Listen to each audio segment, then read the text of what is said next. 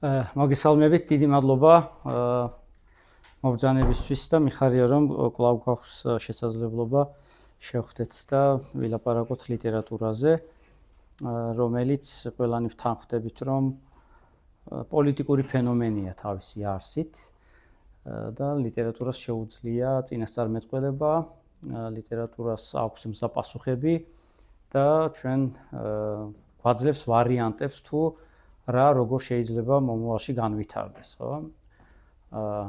და ზოგჯერ მისი საკითხები ძალიან მკვეთრდება ხოლმე დრო და ჟამის შესაფერად, როგორც იტყოდა გაგწერეთელი.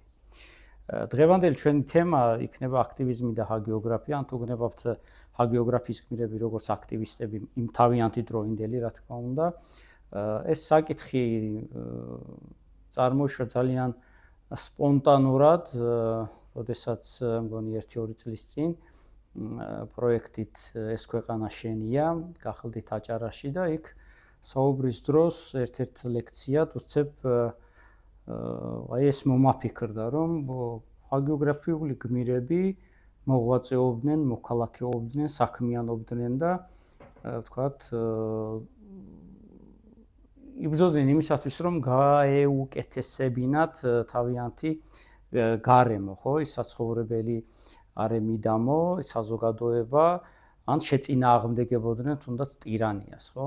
ისიც გარკვეული, ასე ვთქვათ, ეს აქტივობა, ან იდეა შემოჰქონდათ ახლებურად და ძალაუნებურად ისე მოხდა, რომ დავაკავშირეთ დღევანდელ სიტუაციასა და მოცემულობასთან. შეიძლება ეს თემა, ეს თქვათ, მოგვეჩვენოს, რომ არის ნაძალადებრივი, ასე ვთქვათ, ნაძალადევი და შეიძლება მკრთალი იყოს, ისე მსუყე არ აღმოჩნდეს, როგორც თუნდაც მაგალითად წინა ჩვენი შეხვედრა, მაგრამ ვფიქრობ დასაფიქრებლად ღირს და ერთ-ერთი საკითხი გახლავთ ის, რომ ის ჩვენ ესე იგი გვაძლევს საშუალებას ჰაგიოგრაფიაზე ვიფიქროთ როგორც ძალიან ცოცხალ ტექსტზე, რომელსაც სადღეისოდაც აქვს ჩვენთვის სათქმელი რამ. წინაზეც ალბათ ვთქვით, მაგრამ უპრიანია რომ დღესაც გავიმეოროთ ის ამბავი, რომ თუ ნაწარმოებს ყოველი დროისთვის რაღაცა სათქმელი არ აქვს, მაშინ იგი ვერ იქნება ზედროული, ხო? უკვდავი არ იქნება, მარადიული არ იქნება და ჩემი გადასახედიდანაც ჰაგიოგრაფიულ ნაწარმოებებს აქვთ ჩვენთვის დღეს სათქმელი და ისინი არ რჩებიან მხოლოდ რაღაც კონკრეტულ ვიწრო, ესე იგი ჩარჩოებში ამ თვალსაზრისით, რომელიც თავისთავად მე რა თქმა უნდა ძალიან ფართოა, მაგრამ სამოქალაქო საზოგადოებისთვის, არა მხოლოდ რელიგიურისთვის აქვს ძალიან ბევრი სათქმელი, ხო? ახლა ჩვენ ყოველთვის გვეუბნებიან აწუკვე, რატომაც სულ ასე ხდება ხოლმე, სანამ ხელისუფლება გამკაცრდება თავისი მმართველობის გარკვეულ წლებში, განსაკუთრებით მიწურულისას და თავიდან თუ სამოქალაქო საზოგადოება იქნება, აქტივისტები იქნება, მიესალმება ხოლმე, შემდეგ მტრად გადაეკიდება რატომღაც უწოდებს თავს მოხვეულს, შარიან ხალხს, დაფინანსებულს აგენტებს და ასე შემდეგ. მაგრამ ოდეს მოუწევს, ასე ვთქვათ, ხელისუფლებიდან წასვლა, ხელად გაუტკბება ეს არასამთავრობო ორგანიზაციები და კარგად მიკუსკუსდებიან ხოლმე იმისათვის, რომ მე მათი დახმარება იწვნიონ და უბრალოდ მიიღონ. ამაზე უამრავი მაგალითის მოხმობა შეიძლება და აქედან უკვე ხედავ, რომ აქტივისტების წინააღმდეგ, სამოქალაქო საზოგადოების და ორგანიზაციების წინააღმდეგ აგორებული კამპანია ხშირ შემთხვევაში არის დეზინფორმაციული ხასიათის, ისევე როგორც ჰაგიოგრაფიის გმირების წინააღმდეგაც დეზინფორმაცია მაშინაც ძალიან კარგად მუშაობდა და ჩვენ ვნახავთ თუ როგორც ცდილობენ მაშინდელი ხელისუფალნი მათ გაშავებას, ასე ვთქვათ და დაკნინებას საზოგადოების თვალში. დიახ, ეხლა აქტივისტი მე-19 საუკუნეშიც ეს ფენომენი როგორც ასეთი იმის თქმა მინდა რომ ახალ შექმნილი კი არ არის, ეს თანზდებს ადამიანის ბუნებას, ხო? სადაც მაგალითად მე რაღაცას არ ვეთანხმები ან უფრო უკეთესი გადაწყვეტის მეთოდები მაქვს და საშუალებები, გამოვდივარ და ვამბობ, რომ ეს ასე კი არა, ისე უნდა გავაკეთოთ. ან ვცდილობ, რომ რაღაცა თემის საზოგადოების ყურადღება მივაქცევინო ისეთ რაღაცაზე, რომელიც არის მნიშვნელოვანი, მაგრამ რატომღაც ეს თემი და ამ თემის ყურადღება მას გვერდს უვლის ხოლმე, ხო?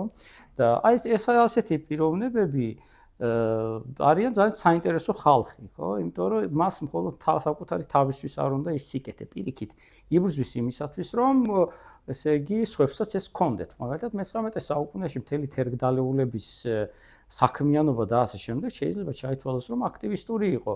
პირველი არასამთავრობო ორგანიზაცია საქართველოში არის, ესე იგი, ქართველთა შორის წერა-კითხვის გამავრცელებელი საზოგადოება, ხო? მაშინ მოგეხსენებათ დაწყებით კლასებში თუ ისწავლებოდა ქართული წერა-კითხვა და ასე შემდეგ, მაგრამ მთლიანად უმაღლესი განათლება და შემდგომ იყო რუსულ ენაზე და ქართული ენა იყო ქცეული რაღაც პოეტთა, ესე იგი, მიერ ლექსების წერის ამბავში, მთელი მათი მოგესალმებით, მთელი მათი ასე ვთქვათ გულის ხვაშიადი გადმოიღვრებოდა ხოლმე ლექსების სახით და მათი ცოდნა შემოიფარგლებოდა ვეფხვის ყაოსნით და ჰაგიოგრაფიული ტექსტებით, ანუ სამეცნიერო არაფერი თითქმის არ იწერებოდა განსხვავებით მაგალითად ვთქვათ თუნდაც პლატონ იოსელიანისაგან, რომელიც წერდა მაგალითად საქართველოს ეკლესიის ისტორიას და ასე შემდეგ, ან სოლომონ დოდაშვილი, რომელიც ცალკე ვთქვათ საფილოსოფოსო ტრაქტატებს წერდა და ასე შემდეგ, ხო? ეს არ იყო ასე გავრცელებული და მასობრივი არ იყო, რა თქმა უნდა, ეს ცოდნა და სწავლა, ესე იყო მარტო ელიტური ამ შემთხვევაში და ქართველთა შორის წერა-კითხვის გამავრცელებელმა საზოგადოებამ მიზნად დაისახა, რომ არა თითოეულ სოფელში, გლეხის ოჯახში უნდა ცოდნოდა წერა-კითხვა ქართულად და ასე უნდა განევწოთ. ანუ განმანათლებლურ საწყისებზე იდგა მათი აქტივისტობა. მაშინ ეს ტერმინი არ არსებობდა, როგორც ასეთი უბრალოდ შეერქვა და ამას, რა ვიცი, მოღვაწეობად სახავდნენ, როგორც ვთქვით, ხომ? და ახლა ჩვენ ამ პოსტსაბჭოთა, ესე იგი, პერიოდის შემდეგ არასამთავრობოები კი ბატონო გამოჩნდნენ, ერთადაც ესე იგი თავდაპირველად დონორები იყვნენ და მეორე არასამთავრობო სექტორი უკვე წამოვიდა, მაგრამ აქტივიზმი იყო რა თქმა უნდა, თუმცა აი ასე არ ერქვათ, რომ ესე იგი აქტივისტები არიან. ეს შემდგომში უკვე წინა ხელისუფლების ასე ვთქვათ მმართველობის მიწურულისას გამოჩნდნენ ასეთი აქტორები, ასე ვთქვათ საზოგადოებაში, რომლებმაც ანუ თუ მანამდე ითვლებოდა, რომ არასამთავრობო ორგანიზაციაში უნდა გემუშავა იმისათვის, რომ ვიღაცის უფლება დაგეცვა, ახლა სულაც არ არის, ასე ვთქვათ, აუცილებლობა, რომ მაინც რომელიმე ორგანიზაციაში იყო, ხო? ნებისმიერ ადამიანს, ნებისმიერ თემში, სოფელში, ქალაქში, უბანში შეუძლია აიღოს ხელში კამერა და უпроსტად ტელეფონი და რაღაცა, ვთქვათ, გადაიღოს და შემოიკრიბოს ირგვლივ ხალხი და ამ საკითხის პრობლემის გადაჭერისთვის, ესე იგი, იბრძოლოს, ხო? აქტივისტის დანიშნულება რა არის? ძალიან კომფორტულია ისეთ ქვეყნებში, რომლებიც დემოკრატიულია და წესით უნდა იყოს ყველა ქვეყანა დემოკრატიული, რა თვალსაზრისით, რომ მაგალითად ის ჩემგან უშუალოდ სახელმწიფოსგან არ ითხოვს არავითარ დაფინანსებას, ხელფასს და ასე შემდეგ. არის მაგალითად მონიტორინგის ძალიან კარგი საშუალება, ხო? თქვათ, ჩემი წარმომადგენელი სადაც მუშაობს, მე არ ვიცი ის რომ რამდენად ეფექტურია და იქიდან გამოსული აქტივისტი მე ფაქტობრივად ესე იგი იმ ადამიანის მუშაობის შემფასებლად გამოდის, ხო, ჩემთვის და მე მაგალითად თუ აქტივისტი იღებს ისეთ რაღაცას ვიდეო კამერით რომელიც ასე ვთქვათ, რომლის მოგვარებაც ამ ჩემი დანიშნული მივლენილი პირის ფუნქციაში შედის, ოდანაც პირდაპირ ფუნქციაში და უბრალოდ მე არ მქონდა დრო რომ ესე იგი შემომოწმებინა ან შემოწმება უწევს, ვთქვათ, 1 წლის მერე და ასე შემდეგ, აუდიტი იქნება ეს თუ რაღაცა, ეს აქტივისტი მე ყისიერად მეუბნება, რომ აი ეს პრობლემა ჯერ კიდევ მოუგვარებელია, ხო? და მე შემიძლია ესე იგი ამ ადამიანს დაურეკო, გავიდე მასთან კავშირში და ვკითხო თუ რატო არ აგვარებს ამ საკითხს, ხო?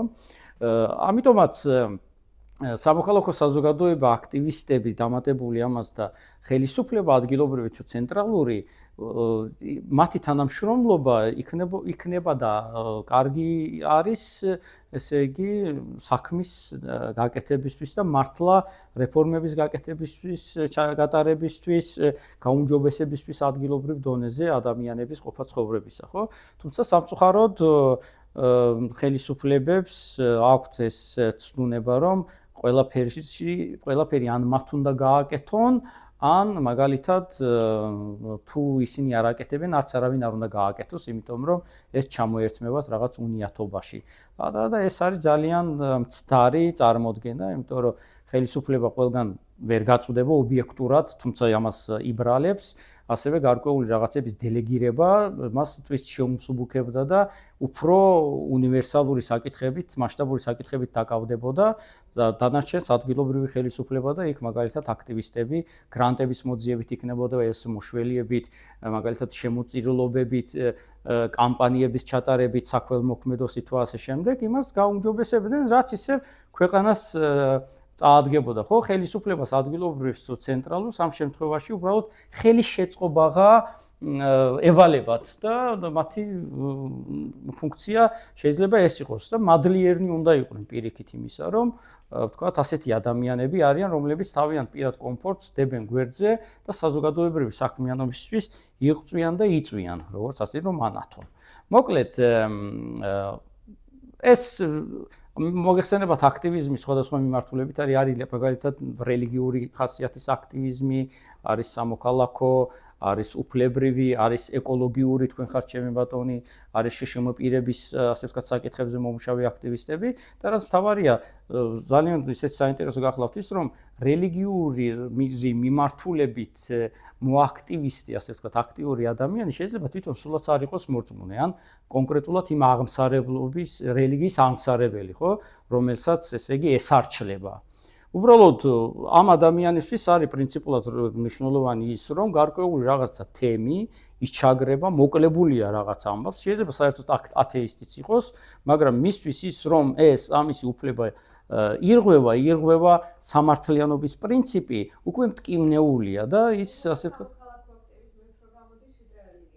ხო, მაგრამ რელიგიური მიმართულებით არის, ხო, ის სწავლობს ამ კონკრეტულ საკითხს, ამ აღმსარებლობის პრობლემებს, გათვითცნობიერებულია, მას შეუძლია, ვთქვათ, მე გარკვეული ხნის შემდეგ საერთოდ ლექციას წაიკითხოს, ვთქვათ, ისე ძალიან მცირე რელიგიურ ჯგუფებზეც, ხო, ვთქვათ, რაზე დგანან, რა აწუხებთ, რომელ წეს რა იყო და ასე შემდეგ, ხო. ანუ რელიგიური აქტივიზმი თქვენ კარგად თქვით, ესე იგი ეს არის ასე ვთქვათ სამოქალაქო აქტივიზმი ოღონდ რელიგიასთან მიმართებაში და რელიგიასთან დაკავშირებული. ხოლო შეიძლება რელიგიური აქტივიზმი არ ვიცი პირდაპირ ითქვას თუ არა, მაგალითად არიან მისიონერები ან ქადაგებლები, ხო, რომლებიც ცდილობენ რომ თავიანთი რელიგია, რწმენა უფრო ესე იგი გააფართოვონ და ასე შემდეგ. თუმცა გარკვეული კანონისეული ჩარჩოებით იზღუდება, ხო, პროზელიტიზმი მაგალითად ასე შემდეგ გარკვეულ ადგილებში იზღუდება კანონმდებლობით.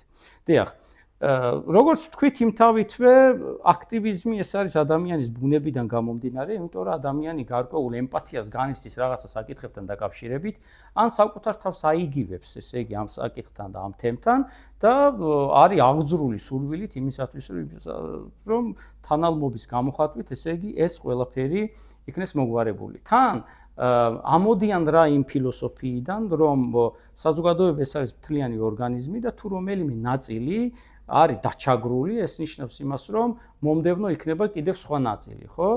მერე კიდევ აი დომინოს ეფექტი ექნება ამ ყველაფერს, ასე რომ ვთქვათ, ცხოველთა უფლებების დამცველები და აქტივისტები მაგალითად ამ მიმართულებით ამას განიხილავენ ძალიან ისეთი ჰარმონიულად, მაგრამ რა თქმა უნდა, ცხოველის უფლებების დამცველი აქტივისტი შეიძლება ვთქვათ ვერ ფლობდეს ყველაფერს შშმ პირებთან დაკავშირებით, ამ შშმ პირების ვთქვათ, ადრეულ ქორწინებასთან დაკავშირებით, ხო, ადრეული ქორწინების თემა თუნდაც მაგალითად არ ვიცი რელიგიურ საკითხებთან ან შეიძლება გადაჯაჭვულიც იყოს ერთმანეთთან. ასეთი საინტერესო მოვლენაა საერთოდ ეს აქტივიზმი, რომელიც აქტიურობიდან მოდის და არის დაკავშირებული აქტიურ კრიტიკულად მოაზროვნე მოქალაქესთან. ახლა იქიდან გამომდინარე, რომ ეს როგორც ვთქვით, არ არის გარედან თავს მოხვეული ეს ფენომენი და ადამიანში საერთოდ იმთავითვე დევს ეს ერთი ვთქვით, მაგრამ ამას ძალიან კარგად ეძებნება საფუძვლები და მაგალითები ჰაგეოგრაფიაში. ჰაგეოგრაფიის მიზანი ზოგადად რა გახლავთ, ხომ? ეს არის რელიგიური ტექსტი, წინაზეც ჩვენ ვთქვით, რომლის გმირი არის მისაბაძი იმისათვის, რომ ჩვენ დავწმუნდეს და განვმტკიცდეთ რწმენაში რომ ესე იგი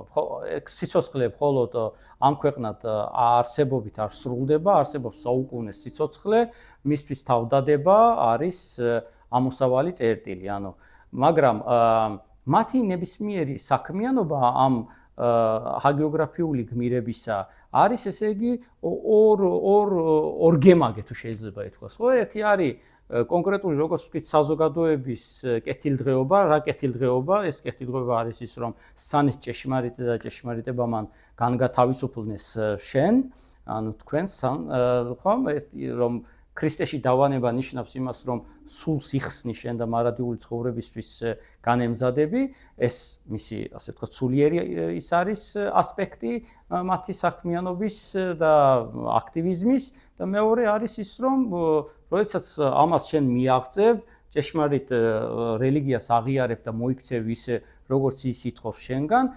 საზოგადოებაც იქნება ჰარმონიული, ხო?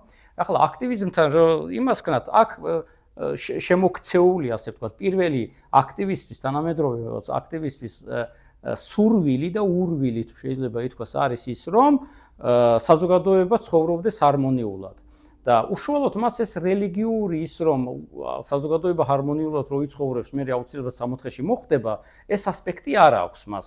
თუმცა ზოგადი პრინციპებიდან გამომდინარე, რომ სამართლიანობა ძალიან კარგი რამეა, თუ ოდნავ რწმენას ჩავთავთ, ნიშნავს იმას, რომ თანამედროვე აქტივისტების სამართლიანობისთვის ბრძოლასაც აქვს, მაგალითად მე რო რელიგიური ადამიანი ვიყო, აქვს ძალიან დიდი მადლი, იმიტომ რომ მან უშველა კონკრეტულ თქვა დავდომილ ცხოველს ან ადამიანს, ან რაღაცა გაუმჯობესა, ხო, ის ტალანტის, ანუ სახარებისეული ტალანტი გაამრავლა, ხო?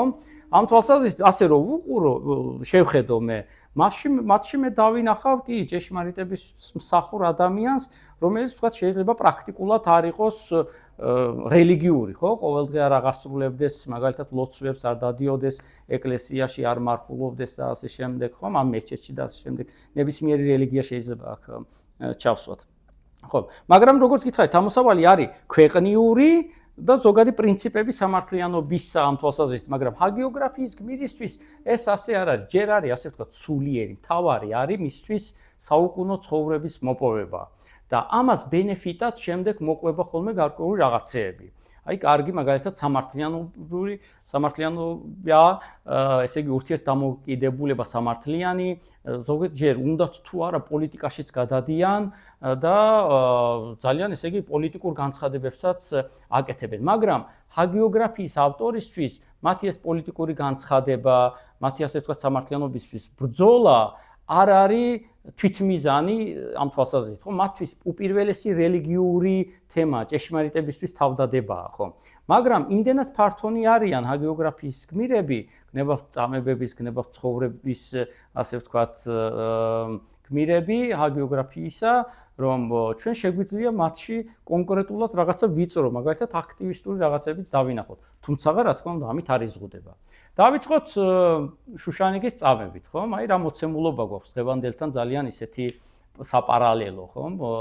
არის საქართველო, არის ცენტრალური ხელისუფლება და ვარსკენ პიტი აქვს, არ უნდა დამორჩილდეს ცენტრალურ ხელისუფლებას, მას სჭირდება დამოუკიდებლობა, კონდეს პატარა მიწის ნაკვეთი თუ ფართობი, მაგრამ თვითონ იღებდეს გადაწყვეტილებებს, ხო? მაგრამ მან კარგად იცის, რომ ამ პატარა, მაგალითად, ცურტავში თუ ქვემო ქართლის რეგიონში თუ ასე შემდეგ, ეს არ არის საკმარისი, მას სჭირდება პოლიტიკური შემხიდე. ანუ ძლიერი სახელმწიფო, რომელიც დაიცავს ბიზანტიის ან თუნდაც ცენტრალური სახელმწიფოს, ასე ვთქვათ, გავლენისგან მას, ხო? და რას აკეთებს? ანუ მირბის სპარსეთში და ესე იგი სპარსეთის მეფეს ეუბნება, რომ აგერ ჩემო ბატონო, მე ვარ პოლიტიკურად შენსკენ, ახლა რაკნას ახლა კონსტიტუცია არ არის, კანონებს ვერ იმასიზამს და ყველაზე კარგი გამოხატულება რა შეიძლება იყოს, რომ მე შენი ერთგული ვარ და შენი კურსი მიჭირავს, არის ის, რომ მე უარს ვამბობ მაზდიანობაზე და უпростоრად ქრისტიანობაზე და ვიღებ მაზდიანობას, ხო? და ამბობს, რომ ესე იგი სახში ჩავალ და ჩემ ცოლშვილსაც მოვაქცევ შენ რჯულზე. ეს არის, ასე ვთქვათ, გამოხატული პოლიტიკური ნება, რომ რელიგიური მსოფლმხედველობით და მაშინ ბიზანტიასა და სპარსეთს, ანუ სასანიდურ ირანს შორის არის დიდი დაპირისპირება ყველა ველზე და ყველა ასპექტში, ისე რომ მაგალითად ირანი ჩაერია და იმებზე მონოფიზიტურ და დიოფიზიტურ ამბებში დიდი ჯახიც მოახდინა, თქვენ ხართ ჩემი ბატონი და მთელი ასეთი გავლენების სფეროა ძალიან პოლიტიკურ ასპექტში, ხო? და ყავს ცოლი სახელად შუშანიკ, რომელსაც სიყვარულით უწოდებდნენ, მაგრამ ნამდვილი სახელი ვარდანი ქვია და ვარდანმა მიგონიანის ასული გახლავთ ეს ქალბატონი შუშანიკი და ის ამბობს რომ არა. ეს სწორი არ არის, რომ აქ რა თქმა უნდა პირდაპირ არ გეუბნება რომ ეს ვთქვათ პოლიტიკური თემაა, მაგრამ პოლიტიკური საკითხიც ხომ ახლავს ამ საკითხს, ხომ? შუშანიკი აპროტესტებს იმას, რომ შენ რჯულს რატომ იცვლი?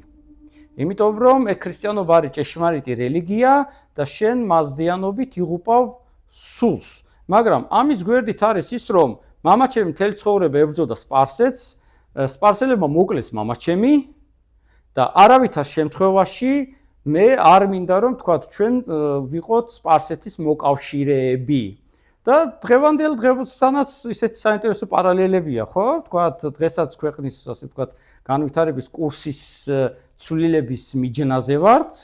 დღესაც ვამბობთ რომ ეჰეი შენ ვარსკენ გვარს არ ვასახელებთ, რომ შენ არ გაქვს უფლება რომ ასე შემოატრიალო, ხო? ქვეყნის განვითარების რაკურსი, რომლისკენაც ჩვენ ყოველთვის მივისწრაფოდით. შუშანიკიც ასე ამბობს, რომ აი მამა შენმა არ შუშამ, ესე იგი, აღაშენა ქრისტიანები, ეკლესიები და ასე შემდეგ, შენ მამის კვალზე რატო არ მიდიხარ? ანუ რატო არ ხარ ევროპელიო დაახლოებით ასე ამბობს, ხო? ჩვენი არგუმენტიც რა არის, რომ მთელი ჩვენი არსება და დღე-დღე და მოსწრება ვესწრაფოდით დასავლეთისკენ და ხელს გვიშლიდნენ და ეხლაც გვიშლიან. ამიტომ ახლა არის გახსნილი შესაძლებლობების ფანჯარა, ჩვენ ეს უნდა გამოვიყენოთ, ეს პორტალია და ამ პორტალში გავძვრეთ, რომ მორჩეს ეგ თემა, ხო? შუშანიკი ზუსტად ამას ამბობს. და მანამდე იყო მაგალითად, რა ვიცი, ეგრისის თემა, ის რომ სპარსეთისკენ უნდა წასულიყო ეგრისი, ანუ დასავლეთ საქართველოს თო ბიზანტიისკენ, მერე ვახტანგ გორგასალი ცოტა მოგვიანებით ითქვის, რომ სიყვარულს ბერძენთასა დაუტევებთ და მთელი თემები, ხო? მთელი, ანუ აი ეს გააზრება და შუშანიკის შემთხვევაშიც ზუსტად, ესე იგი, აი ეს გვაქვს ამისი პოლიტიკური სარჩულიც აქვს ამ ყველაფერს, მაგრამ რა თქმა უნდა იაკობ ცურტაბელისთვის ეს პოლიტიკური სარჩულობა არ არის საინტერესო. მას შუშანიკი აინტერესებს როგორც რელიგიური აქტივისტი, მოღვაწე, როგორც ესე იგი არ ვიცი და მოპროტესტე ადამიანი, ხო? და რა ხდება? ნუ ვარსკენი ამბობს რომ მე მამაკაცი ვარ, მე რასაც ვიტყვი ის უნდა იყოს, მე შუშანიკი პროტესტის ნიშნად, სხვათა შორის, ესე იგი წავა ეკლესიაში დაიდებს ბინას და ლოცულობს სენაკში ეკლესიასთან. ამაზე ცალკე ამბობს შუშანიკი, რომ შუშანიკი არა და ვარსკენი, აი ნახეთ როგორ ამბუნათებს, ხომ? შენ ქმრისა ეს სარეცელი დაგიტევები ეს და ნაცარი გარდა ასხდა მთლიანად ხომ მთელი ეს თემები რა უფლებით. და აქედან ეპაექრება, ანუ ერთი ქალი, მართალია დედოფალი, მაგრამ მაინც და გამოდის და ამბობს, რომ არა, მე არ ვიწყნარებ შენს ამ ნაბიჯს, ანუ პოლიტიკური პროტესტია, რელიგიური პროტესტიც არის, ხო, ორმაგად. როგორც გითხარით, ცურტაბელისთვის მთავარია რელიგიური პროტესტი და არა პოლიტიკური, მაგრამ ეს ერთმანეთს აერთოს ესე იგი არ გამორიცხავს ნამდვილად. მერე რა ხდება? არიან შუაშისტები, ხო, ჯოჯიკი და რძალი, ხო, რაღაც ისეთი, რომლებიც აი თითქოს რაღაცა ლავირებენ, ხო? რაღაცა ღვინო მიაწოდა ის და მერე ამან სახეში შეალეწა, იმიტომ რომ არ უნდა თანაზიარი იყოს, ესე იგი იმ სუფრის. ხო, და ამაზე ნუ გააგიჟდა და ტიტუშკურად მოექცა ვარსკენი, ესე იგი ჩვენს შუშანიკს, ხო, თვალნი დაუბუშდა და ასმათი უხეთქნა და ასე შემდეგ. ანუ, როდესაც მიხვდა რომ ვერც დამუქრებით, ვერც შეშინებით, ვერც მიავლინა აფოცი და ასე შემდეგ, მთელი თემები და ასე შემდეგ, რომ ვერაფერს ვერ გახდა, უკვე გადადის შიშველ ფიზიკურ იმაზე, დაპირისპირებაზე. და მერე სვამს ციხეში და იქაც არ წყდება შუშანიკის ეს მოღვაწეობა, აქტივისტური საქმიანობა, ხო? მარხულობს. მაგრამ დღევანდელი გაგებით ის ფაქტობრივად ესე იგი შიმშილს აღცხადებს, ხო, გარკვეული, ანუ შიმშილობის აქცია აქვს მას. თან მაგალითად ხორცის დათრგუნვის თემა, ხო, თავზე ალიზის აგურს დებს, მაგრამ აქვს ყველაფერი იმისთვის, ესე იგი, რა ქვია, პირობა, რომ თქვათ, ცოტა ნორმალურად სასტუმალი კონდეს და ასე შემდეგ დაიძინოს, ხო, მთელი თემები და მოდის ხალხი სოლიდარულად განწყობილი და ერთი სასულიერო პირია საინტერესო, ხო?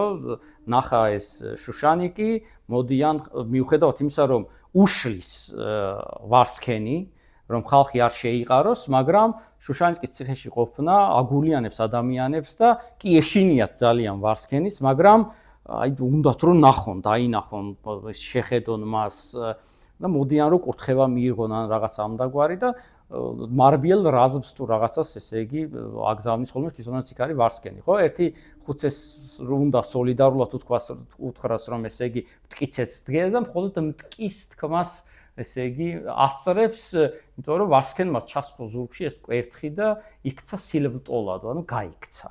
ხო? ამ მთელი ეს და შუშანიკის დანაკადები, ხო? ესე იგი ჩვენ განვისჭებით მე და ვარსკენ პიტიახში იქ. ანუ ეს არ იმას იზამს, რა ქვია, არ დაიკარგება შენი ეს უსამართლობა, არც ამ ქვეყნად. შეიძლება ამ ქვეყნად მაგალითად ქვეყნიური სამართლით შენ დააღწიო, ასე ვთქვათ, ფეხი ამ ყველაფერს, მაგრამ არსებობს მარადიული სიცოცხლე და ცხოვრება, სადაც ესე იგი შენ ამას ვერ გაექცევი ვერაფრით, ხო? და ჩვენი აქტივისტების მთელი თემაც ის არის, რომ ესე იგი ტირანი და ავტოკრატი ცუდად ამთავრებს, იმიტომ რომ გვაქვს უამრავი მაგალითი როგორც ისტორიული, ასევე გამონაგონი მხატვრული თვალსაზრისით, რომ ესე იგი არ შეიძლება ტირანია ოდესმე ჩამოიშლება და მე მთლიანად ესე იგი წაილეკება მისი მემკვიდრეობაც, ხო? დიახ. ახლა ვიღოთ მაგალითად, ახლა ჩვენ შეგვიძლია ვთქვათ ევსტათი მცხეთელზეც საინტერესო რამ, მაგრამ უფრო მგონია რომ ამისთვის საინტერესო ტიპაჟია თვითონ აბო. ესე იგი, ამ შემთხვევაში გვაქვს ერთგვარი მოცემულობა, არაბებმა დაიპყრეს საქართველო, აღმოსავლეთი საქართველო, დასავლეთში ისე ვერ მოიკიდეს ფეხი და ამ დროს ყავს ყველაფერი ისლამურ სამყაროში, ისლამმა არაბებს გაუხსნა გზა მეცნიერებისაკენ, ფილოსოფიისაკენ, თქვენ ხართ ჩემი ბატონი წინაზეც ვილაპარაკეთ, რომ ევროპამ საერთოდ არაბულის გავლით შეიმეცნა ანტიკური ფილოსოფია და მუსლიმი ფილოსოფოსები ითარგმნებოდნენ სიცოცხლეშივე, ესე იგი ლათინურად და შემდეგ ვრცელდებოდა მათი ნაშრომები შუა საუკუნეების ევროპაში, ხო? და ეს ბაღდადი ერთგვარად ცენტრად იქცა ყოველივე ამისა. აქაც პოლიტიკური თემა ერისთავად ჩადის ბაღდადში, იქ ერთგვარად ჩინა პატიმრობაშია და იქ გაიცნობს როგორც ბატონი კუჭუხიძე ამბობს, რომ ჰაბო უნდა იყოს ჰაბიბის შეკვეცილი და გაქართულებული ვარიანტი და ეს ჰაბიბი ამ ნერსეს მენელსასწრებელია გაიცნობს და დაინტერესდება ამ ეგზოტიკური ქვეყნით, როგორც არის საქართველო, ენით, კულტურით, რელიგიით და ასე შემდეგ და ასე შემდეგ და ჩამოდის აქ და ნელ-ნელა ესე იგი მაძიებლობს ჯერ, ხო? მას აუცილებლად აქვს მის ამ საქმიანობას არა მხოლოდ რელიგიური ასპექტი, არამედ სამოქალაქო ასპექტი, სამოქალაქო პოლიტიკური. აი ნახეთ, ჩვენ ისტორიაში ვიცით ძალიან ბევრი ადამიანი, რომელიც არ ეთანხმებოდა საკუთარი ხალხის პოლიტიკას დაპყრობილი ერების მიმართ, ხო? მწერლები არიან ისეთი, რომლებიც ამხელენ საკუთარი ხალხის ქმედებებს და ასეთი ადამიანები გარიყულნი იყვნენ ხოლმე ყოველთვის, იმიტომ რომ ძირითად მეინსტრიმს საზოგადოებრივ აზრს უპირისპირდებოდნენ. ანუ ძალიან ძნელია, როდესაც ერი და ბერი გეუბნება რომ ესე იგი ეს ასეა, შენ მას შეეწინააღმდეგო და ის პირიქით ამხელო, ხო? ამ შემთხვევაში არაბებს ყავთ დაპყრობილი ქართლი, აქ მიდის როგორც ივანე საბანიძე ამბობს, ყველანაირი ესე იგი საქმიანობა იმისათვის რომ მუსლიმონ, ქრისტიანი მოსახლეობა, მაგალითად უწესდება ვინც გამუსლიმდება გადასახადო შეღავათები, ხომ?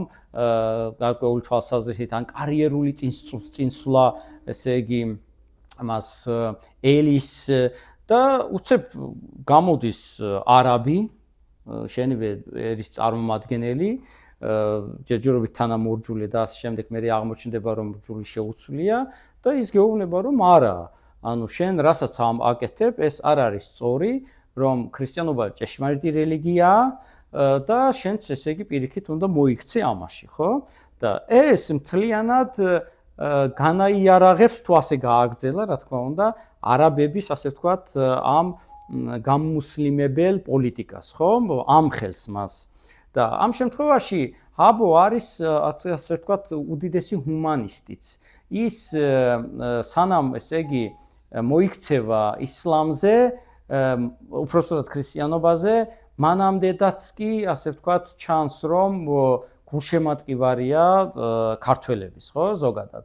და იწყებს მარტო კაცი, ასე ვთქვათ, ერთგვარ აქტივისტურ საქმიანობას, ჯერ რა ხდება, ანუ სანამ ესე იგი მოინათლება, მანამდე ცოტა ჩუმად აკეთებს ამ ყველაფერს, მოდის და ძალიან საინტერესო ასპექტი აქვს, რომ როცა მიდის ეკლესიაში და ამ სასულიერო პირებთან ლაპარაკობს, გარკვეულ რაღაცებში არ ეთანხმება ხოლმე. ალბათ ინტერპრეტაციის საკითხებში არ ეთანხმება რაღაც, ვთქვათ, ან ქრისტიანობის, ან მათ მიერ განმარტებული ქრისტიანობის ზოგად ასპექტებს, ხო? ეს საინტერესო ხაზია ამ თვალსაზრისით, რომ სხვა კულტურიდან მოსული, სხვა რელიგიიდან მოსული უფრო დამკვირვებელია ხოლმე. ანუ მას აქვს უკვე სხვა რაღაცა ისეთი საწყაო, ისეთი ხელსაწყოები თუ შეიძლება ითქვას, რომლითაც აფასებს, ხო? იმიტომ რომ მისთვის მთლიანად ამ რელიგიაში რაც არსებობს არის ესე იგი სიახლე და ის უდარებს ძველს. ის ნერსესთან კი არ შეიცვალა მან რელიგია, ხო? ის რჩება აქ სანამ მოინათლება ქრისტიანად, ჯერ არ უარყოფს ისლამს. ის ჯერ ინტერესდება, ლაპარაკობს, თავისი ასე ვთქვათ, მანამდელი სოფხედველობიდან გამომდინარე აფასებს ამ ყველაფერს. არ ეთანხმება, უფრო დამატებითი არგუმენტები მოაქვს. და შემდეგ, როდესაც უკვე ჩამოაყალიბებს იმას და ნამდვილად ესე იგი ირწმუნებს იმას, რომ კი მისთვის ესე იგი ეს ჭეშმარიტი რელიგია და არა მხოლოდ მისთვის, ანუ აღმოაჩენს ქრისტიანობის ჭეშმარიტებას, იმის იქით ერთი წამითაც აღარ უნდა რომ არ იყოს ქრისტიანი, ხო? მაგრამ ჯერ მონათვლის თემა ჩადიან აფხაზეთში, ჯერ ხაზარეთში არიან, იქ მოინათლება, მერე გადიან აფხაზეთში და პრინციპში აქ უნდა დასრულებულიყო აბო. იმიტომ რომ მან ეწია თავის საწადეს. ხო უნდა და გაქრისტიანებულიყო. გაქრისტიანდა ჩემო ბატონო. ხო უნდა რომ ქრისტიანთა შორის ეცხოვრა. ცხოვრობს ძალიან ისე კი კარგად, მაგრამ აქვს რაღაცა დისკომფორტი. რაღაცა დისკომფორტი აქვს, რომ რაღაცა ვერ არის კარგად. ვახ, რატოა რა ვერ არის და ამბობს რომ აქო მე ვის უნდა ვუხადაგო, ჩემზე კარგი ქრისტიანები ხართ ყველანიო, ხო? ესე იგი მე მინდა წავიდე ის ჭეშმარიტება, ის იდეა, რომელიც მე მოვიხელთე, ახლა მე უნდა ვუხადაგო მათ, რომელთაც ეს ჭეშმარიტება არ აქვთ, ხო? ეუბნებიან რომ ნუ წახვალ, ქცემენ, მოკლავენ და ის ამბობს, არა, ვინ აანთის ამ სანთელს და ვინ შედგის სიმის ქვეშო, ხო? იმის რა ქვია, მაგედის, ხო? მე უნდა ვანათო და რად მინდა მე გულარხეინი ქრისტიანობა, მე მჭირდება რომ ესე იგი ვიდაგო ქრისტეს ჯულისთვის, ხო? და იწყება მისი ერთგვარი რელიგიური აქტივისტური საქმიანობა, ხო? მოდის ამ გარნიზონებთან, რა ვიცი, იქ სადაც ნახავს და იწყებს ქადაგებას, რომ ჭეშმარიტება არის ეს, თქვენ წარგზაზე ხართ, ეს და მიდის იმის ყურამდე, რა ქვია, მსაჯულის, რომ აბა ეს კაცო გვირებს ჩვენ მთლიანად პოლიტიკას თავ გვიყენებს, ხო? და ის ჯერ გამოიძახებს და ძალიან ისეთი კარგი თემა აქვს, ხო? იქიდან პირდაპირ კი არ ეუბნება რომ ეხლა შემე მოკლავ და მთელი თემები. არამედ ეტაპ გადადის, მაგალითად, აი რა სიდუხჭირე გაქვს, ისეთი იწროება გაქვს შენ, რომ მაგალითად მიიღე ქრისტიანობა. ის ფიქრობს, რომ ესე იგი ქრისტიანებმა მოისყიდეს აბო რეკლამისთვის, ხო, რაღაცნაირად და ის არის მართული ვიღაცის მიერ, მაგალითად deep state-ის მიერ, ხო, განსაკუთრებით, ხო. ხო და ისინი ახლა ამას უნდა რომ ეს deep state-ი ესე იგი ამხილოს და ამბობს რომ ანუ აი ფული ხო არ დაგაყალდა შენ, მე უფრო მეც მოგცემ, ის ამბობს არა. მე თქვა რომ ალბათ თანამდებობა უნდაო, თქვენ ხართ ჩემი ბატონი და თანამდებობა ხო არ გინდა შენ რაღაცა თქვა არაო და ბოლოს მივიდა რომ რაი ესოდენი სიტყვება გაქვს ქრისტიანობისა და აქ ესე იგი კონტრარგუმენტი ძალიან ისე თუ გინდა რომ გაიგო რა არის ეს შენ თვითონაც უნდა გაქრისტიანდე ხო მთლიანად ეს თემა და პრინციპში არაბები აბოს კლავენ უფრო იმისათვის რომ ესე იგი მათ ამ პოლიტიკას ესე იგი ეწინააღმდეგება ასე ცხადად და აშკარად და ანუ სახში რაც გინდა ის აკეთეს პრინციპია, ხო? გარეთ არ გამოხვიდე, სახში რაც გინდა ის აკეთე. აბოს შეეძლო მთლიანად ეგ სიცოცხლის ბოლომდე არ გაემჟღავნებინა რომ არის მუსლიმი, დარჩენილიყო ქრისტიანად. მაგრამ ვინაიდან აი ამას ამბობს, ესე იგი ღიად და ყოველთვის როდესაც რელიგიის სახელით კლავენ, იქ აუცილებლად ის არის პოლიტიკა. პოლიტიკის სახელით კლავენ, ოღონდ შეფუთულია ხოლმე ეს რელიგიურობით, ხო? გარკვეულ თვალსაზრისით და ზუსტად ამიტომ კლავენ, მაგრამ მერვე საუკუნეში იყვნენ არაბი ქრისტიანები, მარონიდები ქვიათ, მაგათ მე-7-ში მოიქცნენ ქრისტიანად, ან ზოგი დარჩა ასე და დღესაც არიან არაბი ქრისტიანები, ლიბანშიც, ესე იგი თქვენ ხართ ჩემი ბატონი, ეგვიპტეშიც თუ არ ვწდები, არაბულ ენაზე აღასრულებენ ქრისტიანულ საღვთისმსახურო წესჩვეულებებს, აქვთ ესე იგი საგალობლები და მთლიანად ესე იგი ლიტურგია არსებობს და იერუსალიმში ცეცხლის გადმოსვლის ამბავში ძალიან აქტიურად არიან. ხომ, ბალავარიანის თემა ცოტა სხვაგვარი ის არის, იმიტომ რომ ეს არის ბუდას ცხოვრება, რომელიც მუსლიმური ვარიანტი იყო რედაქტირებული და შემდეგ ჩვენი მეცნიერების აზრით 16-ათონელმა ქართულიდან თარგმნა, ანუ გაქრისტიანებული ვარიანტი, გააქრისტიანეს ქართულად. შემოსული ოღონდ მგონი მე ასე მასწავლეს ერგუჯა ხინთიბიძის ამ ქართულ ბიზანტიურ ლიტერატურულ ურთიერთობებში ასე წერია, რომ მუსლიმური ვარიანტი გააქრისტიანეს ქართველებმა და შემდგომ 16-ათონელმა თარგმნა ის ბერძნულად, ბერძნულიდან ითარგმნა ლათინურად და მერე მოედო მთლიანად იმას. ჩვენ ორი რედაქცია გვაქვს მოგეხსენებათ, სიბრძნე ბალავარისი და იოდასაფის ცხოვრება, კიდევ ცალკე. ხომ. მოკლედ ხომ და აქ მთელი თემა ხომ, ესე იგი ერთი კაცი და იოანე საბანიძის დამოკიდებულება, რომ აგერ ნაშობი ესე იგი მაჰმადიანებისაგან და იქ ძალიან საინტერესო რაღაცას ამბობს. დეზინფორმაციამ რო არ იმუშავოს, ხო? კვეთს რომ ის იყო ნაშობი მაჰმადიანი დედისა და მამისაგან და არ იყო ესე იგი ხარჭისაგან ნაშობი, ხომ? ანუ არაკანონიერი არ არის, ასე ვთქვათ, და მეორე შეურაცხადება უნდა გამოირჩევოს, ანუ სრული ჭკუის კაცია. და ასე შემდეგ, იმიტომ რომ იყო დიდი მთელი თემები იმისათვის, რომ ესე იგი ეს კაცი შეერაცხათ გიჟად, რა ვიცი 1000 გვარი იმათ, ანუ დეზინფორმაციაზე რასაც ლაპარაკობდით ჩვენ, სწორედ ესე იგი აი ეს რომ არ წამოეწყოთ საფუძველშივე, ესე იგი ამას სპობს, ხომ? და მერე გადმოდის იმაზე, რომ ამუნათებს უკვე ქართველებს და ქრისტიანებს, რომ ეს ადამიანი ჩამოვიდა და ეწამა ქრისტესთვის, თქვენ ნაშობნი დედით და მამით ქრისტიანულად და ქრისტიანად ირხევით ვითარცა ეწამნი ქართაგან ძლიერთა, ხომ? და ასეთ აი ამ აბოს წარმოაჩენს ასეთ აქტივისტად. აქტივიზმი უფრო ძალიან კარგად ესადაგება გრიგოლ ხანძთელს, ზოგადად ასეთი ესე იგი მოცემულობით, ხო? გრიგოლ ხანძთელი სულად ამ ნერს ერისთავის ცოლის ძმის წული გახლავთ და აუცილებლად უნდა სწოდნოდა მას ჰაბოს შესახებაც. შეიძლება თვითონ უშუალოდ ვერ ნახა, არ ვიცი, მაგრამ სხვათაშორის ახლა მასზე მის ასე ვთქვათ ამ ცხოვრებაში ჰაბოზე არაფერი არ არის, ხო? ისეთი კი საერთოდ არაფერი არ არის ნათქვამი, მაგრამ აშკარად რაღაცა უნდა სწოდნოდა მის შესახებ, რომ იყო მის ოჯახთან დაკავშირებული იგი. და გრიგოლ ხანძთელს, ჯერ ხანძთელი არ არის, მარტო გრიგოლი ქვია, ესე იგი ძალიან დიდი კარიერა ეჯღანება, უნდა ითქვას რომ, ოღონდ ეს არის, როგორ გითხრათ, ესე იგი გამარგლული ბილიკი. და ჯერ ბავშვობიდან არის გამორჩეული, გონების კაცია, სულიერებაც არის, თქვენ ხართ ჩემი ბატონი, კითხულობს საერო ლიტერატურას, მაგრამ ჯერ კვალსა განაგდის, ანუ რაც თეოლოგიურად არ არის მისაღები ქრისტიანობისთვის იმას ბლოკავს და რაც არის შესაწყნარებელი იმას იწყნარებს. მოკლედ გვაქვს მოაზროვნე პიროვნება, რომელიც სახითაც და მთლიანად აღანაგობითაც არის ძალიან მშვენიერი ადამიანი. და მას ეუბნებიან, რომ ეხლა შენ უნდა ჩვენ მღვდლად გაკურთხოთო.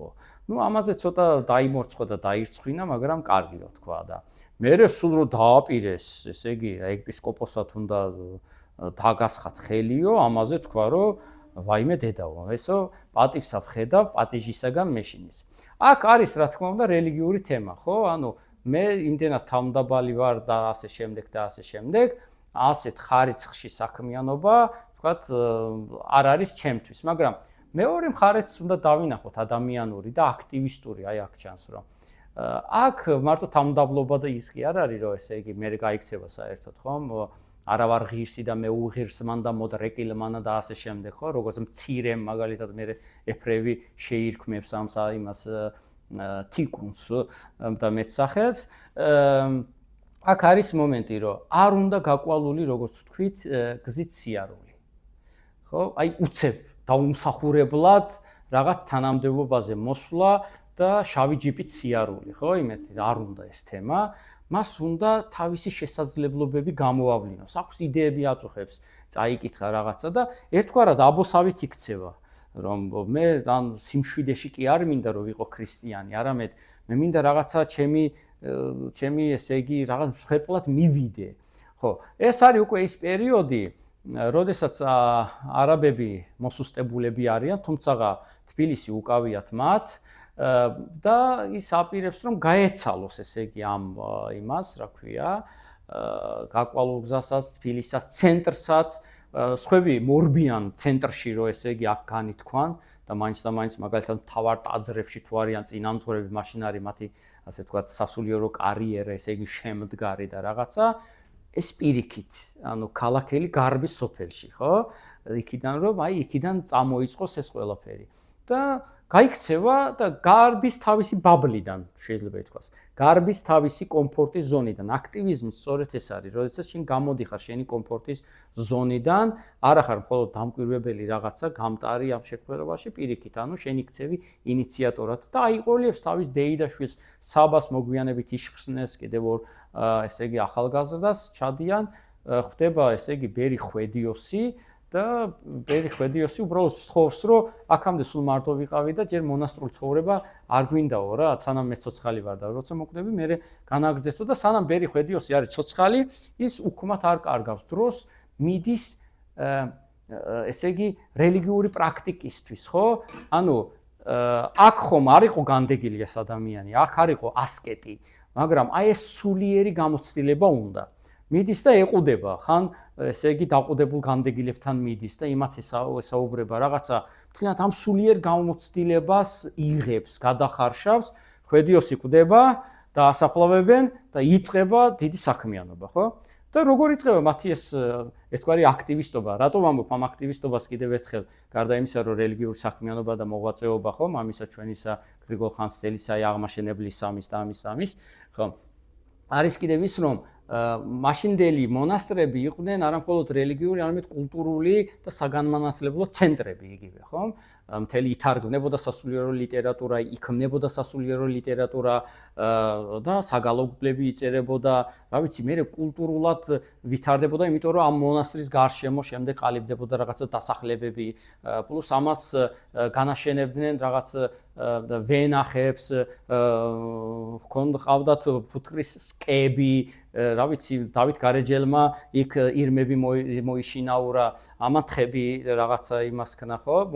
მოაშენა და მთელი თემები, ანუ ეს დიდი მეურნეობაც არის ეკონომიკური თვალსაზრისით, სოფლის მეურნეობა, ასევე კულტურული საქმიანობა და სასულიერო ის აშენება ამ ყველაფრისა, რომელიც არა მხოლოდ სულიერების თვალსაზრისით არის, ხო? თქვათ, ხანძთა შატბერდი იქნება იყვნენ დღეს რითი ვამბობთ, რომ ესე იგი ტაო-კლარჯეთში მაგალითად, ანუ ქართველები ცხოვრობდნენ და მოღვაწეობდნენ და საქმიანობდნენ. სწორედ გრიგოლ ხანძთელის მიერ აშენებული და მისი თანამოაზრეების მიერ აშენებული მონასტრებით, ხო? მთლიანად. ხო. და იწყებს ესე იგი საძმოს საფუძნებს ნელ-ნელა ამის მშენებლობას, სენაკებს თავიდან და მერე ნელ-ნელა უმრავლდება ესე იგი საძმო. და საინტერესო მეთოდი აქვს, ხო? გრიგოლ ხანძთელს ყველას უდებთაგანსა არ შეიწყნარისო. აი ეს ძალიან მთავარი თემაა. რაზეც მე ცოტა კრიტიკული რო ვიყოთ საპატრიარქოს მიმართ, აი ეს აქ შეცდნენ. იმიტომ რომ ყველას ხელი დაასხეს, ვინც ღირსი იყო და ვინც არ იყო ღირსი, ხარისხობრიობას კი არა, რაოდენობრიობას მიაქციეს ყურადღება და მე ქეგვაქვს ის მარგალიტები, რაც გვაქვს, ხო? მაგრამ გრიგოლ ხანძთელი ასე არ შვება. გრიგოლ ხანძთელი როდესაც მოდიან რომ თქვენ საძმოში გვინდა გაერთიანება, ის არ ამბობს რომ ვინც არ უნდა იყოს შენ მოდი, არა. ერთგვარ გამოცდას უწყობს, ერთგვარ რაღაცა იმას აძლევს ალბათ სავარჯიშოებს, ცდის, აკვირდება, ელაპარაკება, ხო? და იმის მერე, ანუ თუ არ მოსწონს, არ შეყავს მაგ საძმოში, იმიტომ რომ ეს არის მთლიანი რაღაცა ორგანიზაცია, ორგანიზმი, სადაც ესე იგი ცოტა ისეთი წამფორთხილებელი შეიძლება დიდად მავნებელი აღმოჩნდეს ამ თვალსაზრისით. შემდეგ ხდება რა? თუმცა გარკვეული ამბები ახაც ხდება, ხო?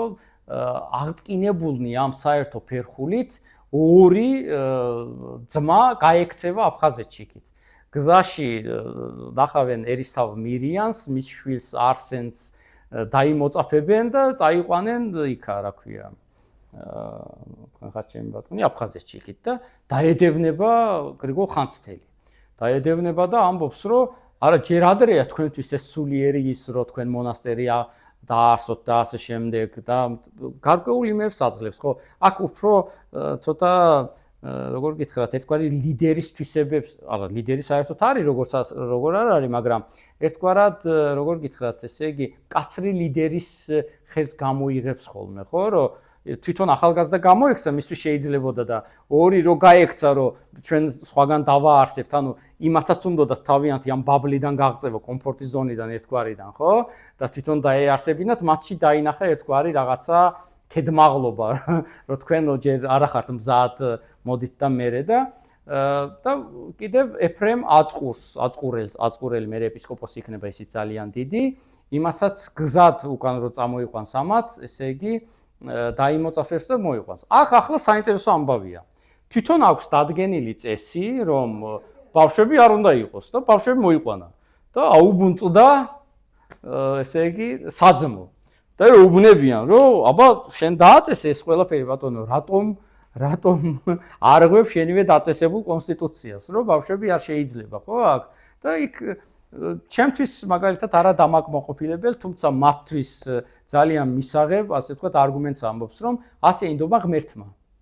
რომ ეს ასე უნდა ყოფილიყო. იმასაც ვთქვით, ოკეი, კაი, თუ ღმერთმა ასე თქვა, ოკეი. კაი და წავიდნენ, მაგრამ მე საინტერესოდ ვითარდება, ხო, ამ ორი ყმაწვილის ცხოვრება, მე დაეტაკებიან ერთმანეთს. უკვე ასაკშია გრიგოლ ხანძთელი. ხო. ახლა გრიგოლ ხანძთელის თემა კიდევ ანუ რა არის? მონასტრებს აშენებს და ფული ჭირდება ამ ყველაფერს, ხო? და გრანტებზე მივადექით, უკვე მივედით გრანტებზე, ხო? რაღაც გამოჩნდა კაცი გაბრიელ დაფანჩული და თქვა, რომ აგერ მე ვიქნები დონორი. ოღონდ ესე იგი, აი შემოწირულობა მექნება და ის ლოცავს მის ოჯახს და ამბობს, რომ რა კაი დონორი ხარ შენ. და იღებს მისგან დიდ ძალ ყველაფერს, ხო? დამხმარე ძალას, ხელსაწყოებს, სამუშაო ინსტრუმენტებს, ფულს, ყველაფერს და უფრო სწრაფად, ესე იგი, აკეთებს ამ ყველაფერს. მე უფრო დიდი დონორი გამოჩნდება ბაშოთ კურაპალატის სახით, ხო? უფრო იმას და გრანტს იღებს მისგან ფაქტობრივად და უფრო გაშლის, ასე ვთქვათ, ამ სამონასტრო ცხოვრებას, ხო? მე იქ პოლიტიკური თემაა, როდესაც ტიპიკონს, ანუ წესდებას მონასტრისას იღებს არა ბიზანტიისაგან, არამედ პალესტინისაგან. რატო?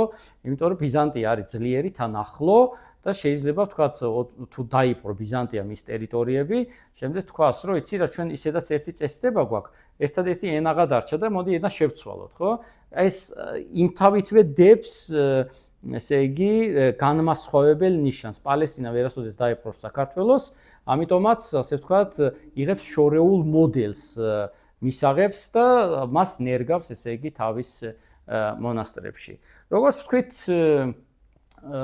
სხვა მთელი თემებია, ანუ იმის თქმა მინდა, რომ ერთი პიროვნების გონებაში იბადება აზრი და შემდეგ ეს დაბადებული აზრი უცებ იფეთქებს ხოლმე და იქცევა ძალიან მნიშვნელოვან რამეთ. ახლა წარმოიდგინეთ, რომ გრიგოლ ხანძთელს არ განეხორციელებინა ეს, არ აჯანყოდა, ასე ვთქვათ, თავის იმას, რა ქვია, ბაბლს თუ შეიძლება ითქვას, აქტივისტურად არ განეწყო, ხო? თბილისში დარჩენილიყო, ექნებოდა ძალიან კარგი რამდენი ეპისკოპოსი გარდაეგო ისე რომ შეიძლება სახელიც კი არ შემორჩა, ხო? დღემდე, მაგრამ მან სწორედ ნახა გაუდაბურებული ადგილი, ანუ უკაცრიელი, პირდაპირ უდაბნოს ამბობს, მაგრამ ის არ არის საჰარის უდაბნო, ხო? უდაბური ადგილია მაგის თქმა უნდა და იქ ესე იგი აღაშენა და მე დავითზე ითქმება, რომ დავითს თქვი იყავენ ქალაქნი და აღმოცენდნენ ქალაქნი, ზუსტად ეგ გააკეთა გრიგოლ ხანძთელმა და საერთოდ მიმაჩნია, რომ დავით აღმაშენებლის და თამარის ეპოქა შეამზადა გრიგოლ ხანძთელმა სწორედ. აი პირდაპირ იქ უკვე ქართლად ყოველი ქვეყანა აღირაცხების, რომელსაც შინა ქართული თანითა ჟამი შეიწირვის და ასე შემდეგ და ხოლოდ კირილოსოვინი ითქმის, ესე იგი ბერძნულად რაც ნიშნავს უფალო შეგვიწყალენ, ჯერ არ არის დამკვიდრებული გარდამავალი თემა, ხო ეს მომენტი ძალიან კარგად ასახავს ამ ყველაფერს, მაგრამ ამ ადამიანმა ფაქტობრივად შეძლო შეუძლებელი 102 წელი იცოცხლა ღვინოს არ სვამდა, მერე დედათა მონასტერი ჩამოაყალიბა დედა ფებრონიასთან ერთად და მიეჭრა მერე აშოტ კურაპალატს და საყვარელი აართვა. ხო, ოღონდ თავისთვის არა ხო. წაიყვანა იქ, რა ქვია, ჩააბარა დედა ფებრონიას. და რატომ?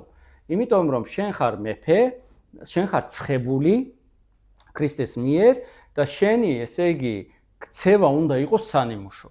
აი ახლა წარმოიდგინეთ, რომ ვთქვათ, ან საქართველოში მცხოვრები მუსლიმური სასულიერო პირი, რომელიც რა თქმა უნდა ღმერთმა დაგიფაროს, ამას არ იზამს არ აღწოდეს, ეს კი წარმოიდგინეს და გაივლებს თავში, ასევე ქრისტიანი სასულიერო პირი, რომ მივიდეს და ძალიან ესე იგი საყვარლებით რო კისკასობენ ჩვენი თანამდებობის პირები უმაღლესი განსაკუთრებით ხელისუფლების წარმომადგენელნი და მათ რო უთხრას, რომ იცი რა შენ რასაც ამხილოს, ხო? საერთოდ გამორიცხული თემა ასეთი რამე, ბოდიში განსჯე გამომდის, მაგრამ თვითონ ყავთ ასე რომ აქეთ არიან განსაკითხველები და გრიგოლ ხანძთელს ეს შეუძლია ეს გააკეთოს, ხო? გამოიყვანა საქმე თან მარჯვე დროის შერჩევის თემაა. მას კი არ შეეშინდა იმას, რომ სცემდა მაგალითად აშოტ კურაპალატი ან ტიტუშკებს მიუქცევდა, არა. უბრალოდ მის მეფურ და მამაკაცურ ღირსებას უწევს ანგარის, როდესაც სასახლეში არ იყო, მივიდა, არ შევიდა სასახლეში, გალავანთან ჩამოჯდა, ამბავი მიუტანეს, რომ ესე იგი გრიგოლ ხანძთელია მოსული აქ, წმინდა მამა გამოეგება და მაშინ ჩაავლო ხელი და უთხრა, რომ ისა და იმან თქვა, მე რა ვქნა, გარდარეული სიყვარული აქვს ჩემ და მომართ კურაპალატსაო და ამან თქვა, მე გიხსნიო შვილო ჩემო, ანუ სულიერად და წაიყვანა, ჩააბარა დედა ფებრონიას, მოვიდა ეს კაცი და საინტერესო ის არის, რომ ვერ შებედა მეფეა და დგას ისე უილაჯოთ კარებთან და იხვეწება, რომ თან იტყუება, ნახეთ, აი რა საოცარია. იტყუება, რომ ისა საფასეების გასაღები აქვს იმასო ჩემიო. წამოვიდესო, გასაღების ადგილი მითხრასო და მე შებრუნდესო და იმათო უთუთუთუ წადი აქედან ისატყუება და მაშინ თქვა ნეტარ მარკაცსა, რომელი არღარა ცოცხალა არს, ხო? აი გრიგოლ ხანძთელის ერთი პიროვნების, ერთი რელიგიური მოღვაწის, მაგრამ იმ თავითვე თავიდან ხო არ იყო მოღვაწე. ჩვენ მე შეირაცხე ის მოღვაწით, ხო? თავიდან იყო შეუძლებელი მოწვინე ადამიანი, ძალიან გონება მახვილი, ძალიან განათლებული და ასე შემდეგ და ესე იგი, აი ის აქტივისტური წამოწყება, რომ მე წავალ იქ ავაღორძინებ ადგილზე ამ ყველაფერს, მოგვცა ამ წამოწყება მუზარმაზარი ქართული კულტურისთვის, რა ვიცი, წარმოუდგენლად დიდი და არა მხოლოდ ზოგადად ქრისტიანული კულტურისთვის და სამყაროსთვის ეფექტი, ხო? ამიტომაც ამ თვალსაზრისითაც ჰაგიოგრაფიული ნაწარმოებები არის ძალიან ცოცხალი, ხო? დღეს ჩვენ შეგვიძლია წავიკითხოთ ისინი და წინაზეც ვთქვით, რომ ჰაგიოგრაფიული ნაწარმოებები იწერებოდა იმისთვის, რომ საღვთო აეღო მის წამკითხვას. ანუ ანტიკურობაში სხვა თემა იყო, რომ ის იბრძოდა შუბით, ხმლით, რა ვიცი, ფარით და ასე შემდეგ და ასე შემდეგ. აქ სულიერი ბრძოლაა და იქ თუ ფიზიკური სიძლიერით არიან მისაბაძნის გმირები, აქ სულიერი სიძლიერით არიან და მისაბაძნი და ეს არ არის დამოკიდებული შენ ფიზიკურ მონაცემებზე, ხო? სულიერი სიძლიერი არ არის, ჩვენ ვთქვით, ფიზიკურ მონაცემებზე დამყრობილი, ამიტომაც უარ იყო, ესე იგი, ანტიკურობის ჯანსაღსხეულში ჯანსაღი სულია და ითქვა, რომ არა, სხეულის სიჯანსაღე ვერ განაპირობებს სულის სიჯანსაღეს პირიქით, ანუ საფრთხეც არის სულისთვის, ასე რომ ჯანსაღი არის მარტო სული, სხეული წარმავალია და არ შეიძლება იყოს განმაპირობებელი სულის აღმატებულობისა. ჰაგიოგრაფიაში, როდესაც განსაკუთრებით ცხოვრებებში, ესე იგი თუ დავაკვირდებით, სათაურებს წავიკითხავთ, ხო? არის ესე იგი ცხოვრებაი და მოღვაწეობაი. მოღვაწეობა ეს უკვე აქტივიზმია და არსებობს კიდევ ცხოვრებაი და მოქალაქეობაი მამისა ჩვენისა გრიგოლ მთაწმიდლისა, რომელსაც აღწერს გიორგი მცირე. ხო? ძალიან საინტერესოა ეს აი მოქალაქეობის პრინციპი. აქ ფიქრობ გარკვეული გადაძახილია ანტიკურობასთანაც მოგეხსენებათ, ესე იგი ათენის მთელი ეს დემოკრატია, იქ მოქალაქეობის პრინციპი, ოღონდ რა თქმა უნდა ეს შეზღუდული იყო, იმიტომ რომ მოქალაქე იყო თავისუფალი ადამიანი და არისტოკრატი, ხო? მას შეეძლო მხოლოდ მიეღო პოლიტიკურ პროცესებში მონაწილეობა. და მე ეს პოლისები, ქალაქის სახელმწიფოები, მისი აქტიური წევრი არის მოქალაქე. ანუ მოქალაქე არის ის, ვინც ქალაქში ცხოვრობს, ხო? ეხლა პატარა ქალაქის სახელმწიფოები რო იყო, სოფლები არ ქონდათ და საინტერესოა ვისაც სოფლები ქონდათ, ანუ სოფლის მოსახლეობა როგორ იღებდა ამაზე მონაწილეობას თუ იღებდა, არ ვიცი, აი ამაზე არ მაქვს ინფორმაცია. თუმცა ესე იგი ჰაგიოგრაფიაც სწორედ ამას იღებს, ხო? მოქალაქეობა უდრის იგივე მოღვაწეობას, მოღვაწეობა უდრის იგივე დღევანდელ აქტივიზმს გარკვეულ თვალსაზრისით, თუმცა მთლიანი არ არის ეს თემა. და ექვთიმე ათონელი, ხო? ექვთიმე ათონელი საინტერესო პიროვნება, გახდა წმინდანი რითი? ნუ გარდა იმისა, რომ ეხლა პიროვნულად ლოცულობდა ერუდირებული ადამიანი იყო უკიდურეს დურესად, ბერძნები ათონზე სცემდნენ უდიდეს პატივს და ასე შემდეგ და ასე შემდეგ, მაგრამ როგორც გიორგი მთაწმინდელი უკვე მისი ცხოვრების აღმწერი და გიორგი მთაწმინდელის ცხოვრება აღწერა გიორგი მცირემ, გვეუბნება რომ 150-მდე, ესე იგი, წიგნი თარგმნა. ხო? და სწორედ წმინდანად იქცევა აი ამ საქმიანობით. ხო? ენაბრგვილი იყო, ვერ ლაპარაკობდა კარგად და სიზმარში გამოეცხადა წმინდა მარიამი, მისცა გრაგნილი, ხო, რა გჭირსო შენო ევთხრა და მოკვდები, დედოფალო, მოკვდები ნიშნავს რომ კვდები. და აჰა შენ გრაგნილიო მისცა და მოკლედ ესე იგი ხო, ხსნილად უბნობდაო. არის ის მოსაზრება, არ ვიცი, ვისთან წავიკითხე, რომ მგონი ზურაბ კიკნაძესთან, ხო, რომ ესე იგი თუ რეზო სირაძესთან, რომ ეს ენაბრგვილობა ნიშნავდა, რომ ქართულად ვერ მეტყველებდა. ბერძნული იცოდა, მაგრამ არ იცოდა ქართული, გარკვეული თვალსაზრისით და შემდეგ ესე იგი ეს უფრო გაიხსნა ქართული, მაგრამ გაიხსნა და შეამჩნია რა მამამისმა იოანემ და შეევედრა, რომ შენ რო გაქვს ეს მოწოდება და ეხლა რო არის პოპულარული სიტყვა სქილები, მოდი შენ ქართველთა მწიგნობრობაი ღარიბია და მოდი ამას ემსახურეო, ხო? და ეს ადამიანი იწყებს დიდ იმას, აი მარტო კაცი ჯდება და სულ თარგმნის და თარგმნის. ოღონდ თარგმნის თავისუფალი სტილით. ესე იგი, სადაც უნდა ჩაამატებს, სადაც უნდა ამოაკლებს მთელი თემები, თარგმნის ძირითადად ბერძნულიდან ქართულად, შიგადაში ქართულიდან ბერძნულად რაღაცებს თარგმნის ხოლმე, ხო? და მე მოვა ეფრემ მცირე და დიდი პატივია ჩვენთვის გიორგი მთაწმინდელი რაღაცა, მაგრამ დაზუსტებული თარგმანები გვჭირდებაო ჩვენო. ხო, შემატება, გამოკლება არ არისო იმაზე, ხო?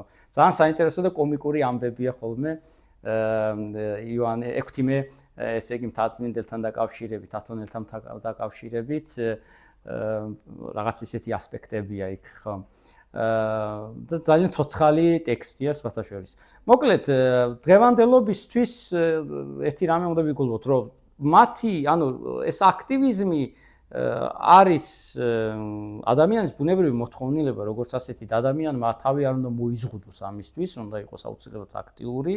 ეს გარედან და deep state-ის შემოგდებული თემა არ არის, ეს ბუნებრივია და არაფრით არ არის მაგალითად უცხო თუნდაც ქართული კულტურისთვის, შეგნებისთვის, ცნობიერებისთვის და როგორც ვიეთნი იტყვია მენტალიტეტისთვის და ტრადიციებისთვის. ხო, ეს პირიქით, ანუ სასულიერო მწერლობაში მაშინდელ წმინდანებს, მოღვაწეებს აქტივისტური მხარე აუცილებლად აქვთ და ჰქონდათ. თუმცა, როგორც თავშივე ვთქვით, ამოსავალი სხვა თემაა. ამოსავალი სხვა არის, მიზანი სხვა არის. მიზანი არის ის, რომ ესე იგი ცოდვებისაგან დაიხსნას არამხოლოდ თავისი თავი, არამედ სხვაც და მარადიულ ცხოვრებაში დადგინდეს როგორც ასეთი და დანარჩენი, რასაც აკეთებს ხილულად, ეს მას შემოემოქმედება ხოლმე, შემოეღვაწება ხოლმე.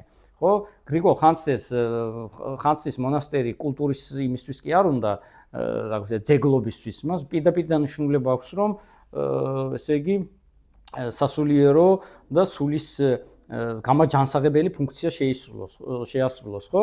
მაგრამ ვინაიდან საუკუნეებმა განვლო ის ჩუქურთმა, რომელიც ჩვეულებრივი რაღაცა იყო ალბათ იმ დროს, ახლა შეიძინა მან ძალიან დიდი დატვირთვა უკვე ჩვენთვის, იმიტომ რომ ისტორია ის უკვე ქვა აღარ არის. ის უკვე სხვა არის, სხვა თემაა, ხო? კულტურისთვისაც და არა მხოლოდ სასულიერო მიმართულებით და გააზრებით, ხო? და დღევანდელი ჩვენი აქტივისტებიც შეიძლება ვთქვათ მასშტაბურობით, რა თქმა უნდა, ან არ იყვნენ, ან შემდგომ მოგვიანებ ხანაში გახდნენ ასეთი, იმიტომ რომ ილია ჭავჭავაძე როცა საქმიანობდა ხალხი სულაც არ ფიქრობდა, რომ მერის მამა ილია ჭავჭავაძე პირიქით, ანუ ერთი ჩვეულებრივი კნიაზ ჭავჭავაძე იყო მათთვის თავადი და უწერდნენ კრიტიკულ იმებს, რომ მაგალითად თავადმა ჭავჭავაძემ მერცხალიც გოჭივით ააჭყვიტინა თუ რაღაცა იმაზე, ხო? და ხო, მთელი ეს თემები იყო და სიცოცხლის ბოლო გაუმწარეს, რასაც ქვილია ჭავჭავაძეს, იმიტომ რომ თქვეს, რომ შენ უღალატებ მემარცხენეულ იდეებს და არ დადექი მესამე დასთან თუ რაღაც სოციალისტურ მოძრაობებთან, იმიტომ რომ ხო და მერე წამოვიდა დეზინფორმაცია, გლეხებს ესე იგი უღელში აბამს თურმე, წყალს უკეტავს და რა ვიცი 1000 სიბინძურე წამოვიდა. ილია მოკლეს მანამდე, სანამ მოკლავდნენ, ეს რო ვიცოდეთ, ხო. და ანუ დღევანდელი აქტივისტების შემთხვევაში ზუსტად ვთქვათ მოშიმშილეები და ასე შემდეგ ჩვენ მერე გამოჩნდება თუ რაოდენი დიდი ძალისხმევა, გმირობა და სულიერი ვაჟკაცობა გამოუვლენიათ, არა მხოლოდ სულიერი ფიზიკურიც მათ, ხო? ასე ხდება ხოლმე. როდესაც ერთადერთი ადამიანი, ვინც გუმანობს, რომ შუშანიკი მისაბაძი იქნება ამ თვალსაზრისით, არის იაკობ ხუცესი, ხო? წინასწარმეუბნება, რომ თან ფთხილობს, აი ეგეც მაგარია ძალიან. ძალიან ცოცხალი ტექსტია ხალხო, აი გეგონება რომ დღევანდელობაა რა, მიდის და ეუბნება რომ ვით არ გეგულების მითხარმე აღწერო შრომայի შენი თუ რაღაც ეს იმაზე და რატომ ეკითხებიო და მტკიცეს დგა, ანუ გაკაჩა ბოლომდე ეუბნება. ხო? ანუ მასში უკვე ეგულვის ეს თემა რომ აღწერს ამას აუცილებლად და მისაბაძი იქნება რომ მისი ეს ქმედებები არის ძალიან ხო, რაღაცა ზუსტად დაახლოებით, ხო? და ამიტომაც ჰაგიოგრაფია ცოცხალია დღესაც, ჰაგიოგრაფია გვასწავლის დღესაც და ბევრი რამ შეიძლება გადმოიღოს ადამიანმა ჩვენ დღევანდელობისთვის და ეხმიანება ჩვენ დღევანდელობას ნებისმიერი ასპექტით. სულიერი ადამიანი, რელიგიური ადამიანი, რა თქმა უნდა, რელიგიურ ამბებს იმას იღამს, თუ ათეისტი იქნება, თუ უბრალოდ ძალიან ესეთია, ვთქვათ, აქტივისტი, იქ დაინახავს ძალიან ბევრ სათავისოს აგრეთვე, ხო? რა ვიცი, ისტორიკოსი ნახავს ისტორიულ რაღაცებს და პარალელებს ნახავს იქ, იმდროინდელი საქართველოს ყოფაცხოვრების შესწავლის მოწადინე სათავისოს ნახავს, მოგზაური სათავისოს ნახავს, მაგალითად შეიძლება ადგეს თბილისიდან და თქვას, რომ გრიგოლ ხანძთელის ნაკვალებზე მოიმარჯოს მაგალითად ისა ვიდეო კამერა, ან თუნდაც ტელეფონი და წავიდეს და ის ადგილები მოინახულოს, სადაც იყო და ამით ასე ვთქვათ, ერთ დოკუმენტური რაღაცა ფილმი შემოგთავაზოს, ხო? ანუ ბევრი რამეა და არავითარ შემთხვევაში არ არის უსიცოცხლო ტექსტი. სხვათა შორის ეს დამოკიდებულება უფრო იმან წარმოშვა კომუნისტურმა მიდგომამ, როდესაც საერთოდ რელიგიური მხარე ჩახსნეს და წმინდა ნაციონალური დატოვებს მარტო, ხო? არც აქტივისტური არ იყო. წმინდა ნაციონალური თემა იყო, რომ აი ქართველები ხო, რაღაცა ან ფილოლოგები იკვლევდნენ ენობრივი მიმართულებით და ასე შემდეგ. ხო, მაგრამ ძალიან ფართოა და ყველა სოფხედველობის ადამიანი სათავისოს აუცილებლად ნახავს. დიდი მადლობა ყურადღებისთვის. რა თქმა უნდა არ არის უნაკლო, რაზეც მე ვილაპარაკე, ბევრი ალბათ მაგალითიც გამომრჩა, ან შეიძლება გარკვეულ ინტერპრეტაციებს ჩემსას ნაძალადეობაც ახალ და ამისთვის შენდობას ვითხოვთ და მომიდევეთ, ხო? მაგრამ აუცილებლად ვიფიქრებ ამაზე, გთხოვთ თქვენც იფიქროთ და მე ვაპირებ რომ ამაზე დავწერო. ყოველ შემთხვევაში ჭეშმარიტის მქონეობის პრეტენზია არ აქვს ამ ჩემს ნაუბარს, მაგრამ ფიქრობ ამ მიმართულებით დაფიქრება ღირს და ზოგჯერ საკითხის დასმა მის გადაწყვეტაზე უფრო მნიშვნელოვანია ხოლმე. თუ დისკუსიებს გამოიწვევს, ჩემზე ბედნიერი კაცი არ იქნება. როგორც ბატონი ცხონებული რეზოსიც ასე იყო და გთხოვთ არ დამეთანხმოთ. მადლობა. დიახ. ხო, მომდევნო ჩვენი ესე იგი ერთი კვირის თავზე დღეისწორს ლექცია იქნება ვეფხისტყაოსანი და ისლამი. ჩვენ კონკრეტულად ვილაპარაკებთ ესე იგი იმ ადგილებზე, სადაც ისლამიდან არის შესული ვეფხისტყაოსანში. ხო და აი ეს ინტრიგად დავტოვოთ.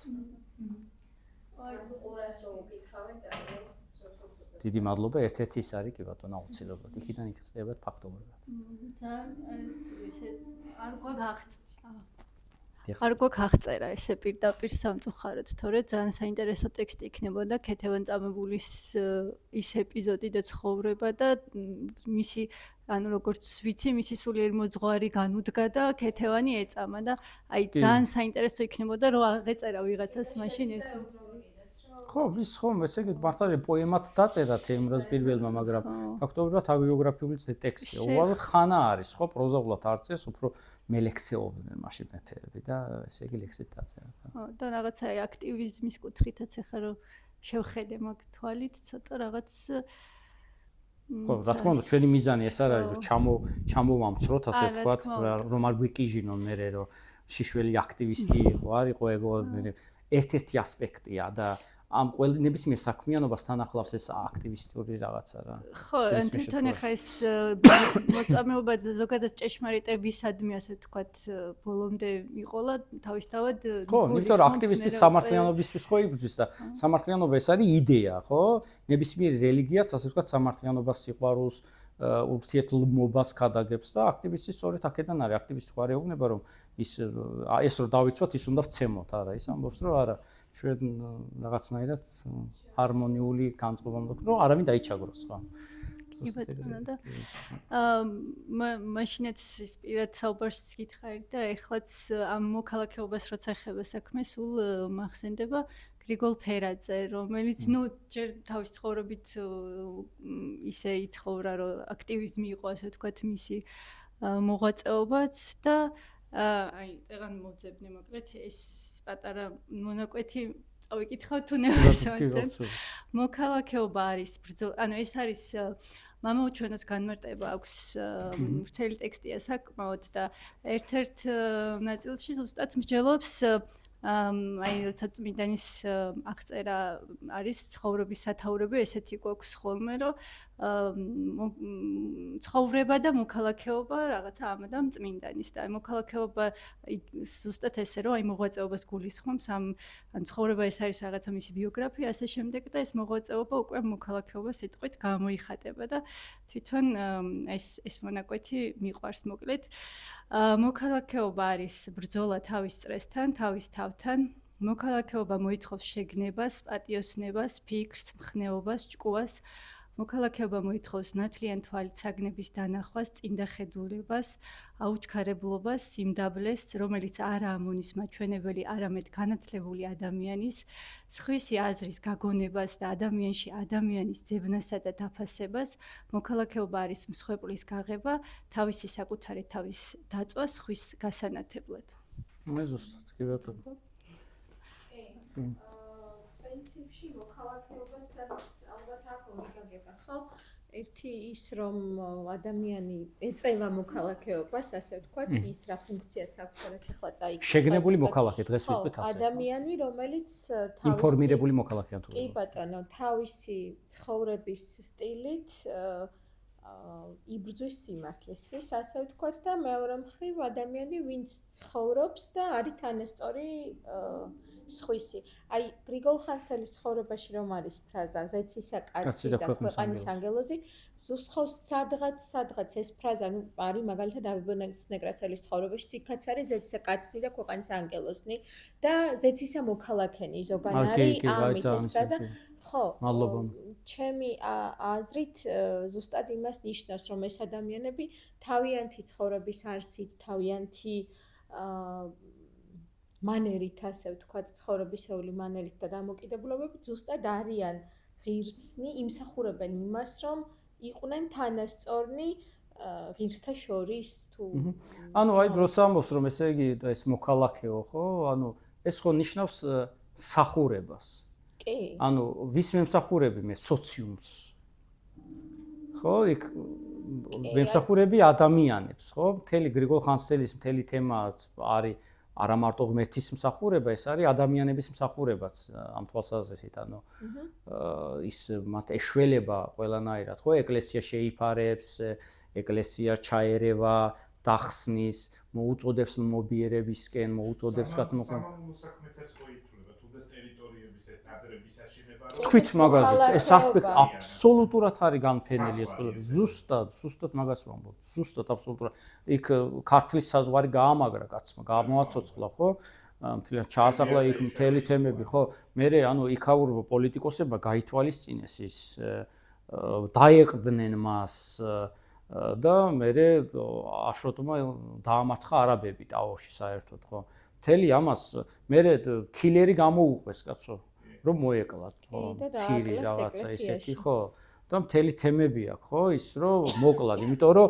იმდენად დიდ ავტორიტეტად იქცა რომ ესე იგი ფაქტობრივად მასზეა დამყარებული ეს ყველაფერი ხო და მე საინტერესო ასპექტი აქვს ამბობს რომ ის მოკვდება ვილოცეო და მოკვდებაო ხო ბატონი რევაზი ფიქრობს რომ ხელი ურევია იმ კაცის მოშორებაში ძალიან საინტერესო ადამიანი აი ძალიან საინტერესო უბრალოდ ძალიან პრაგმატული დიპლომატი ფსიქოლოგი ყველაფერი ხო იცის როდის უნდა გაჯავრდეს იცის როდის უნდა სად უნდა ჩაერიოს და მთელი თემები ხო კიდე როგორ უნდა დაელაპარაკოს კი აბსოლუტურად აი არის ძალიან დიდი ავტორიტეტი აი 102 წლის კაცია და აზანზარებს რა იქაურობას ისე და ოღონდ კარგი გაგებით არა იმიტომ რომ ვიღაცა დაჩაგროს არამედ სამართლიანობა აღასრულოს ხო ერთი გაუბედა გუარამ მამფალმა და ისიც მაშინვე გააჩუმეს ხო იქ იმან თქვა რომ ხო მეო ხო გუარამ მამფალს რა უნდოდა რომ არსენი უпростоრად მირიანი დაეჩაგრა და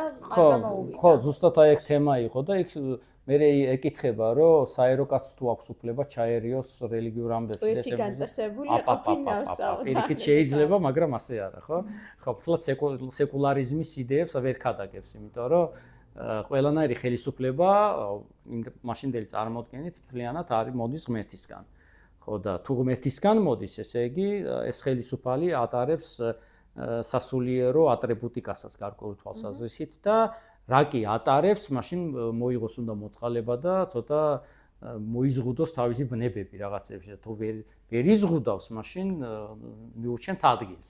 და გვარა მამფალსაც ასე დელიკატურად მიუთითა, რომ შედი ის არ არის. შეიძლება კარგი იდეები გქონდეს. როგორც ასეთი, ხო, მაგრამ როდესაც ერევი ამ საკითხში შენ არა გაქვს ის შეიძლება ეპიზოდურად გქონდეს ეს კარგი იდეები, ხო? ზუსტად ეს არის და იმას თრგუნავს ამ შემთხვევაში, რომ არა, ეს ძალიან ფაქიზი საკითხია, გარედან მოსულმა შეიძლება ვერ განწყნოს, თლიანად აი შეიტოვაში ასეთი თემა, რომ ერისკაცის თემის ამბავში უნდა გაუსწროს თუ არა იმებს, ხო? ჯურის მეცნიერებს, აიათოლებს და ასე შემდეგ, რომლებიც 25-30 წელი განისწავლებიან ხოლმე. კაც საფეხურებია რაღაცა.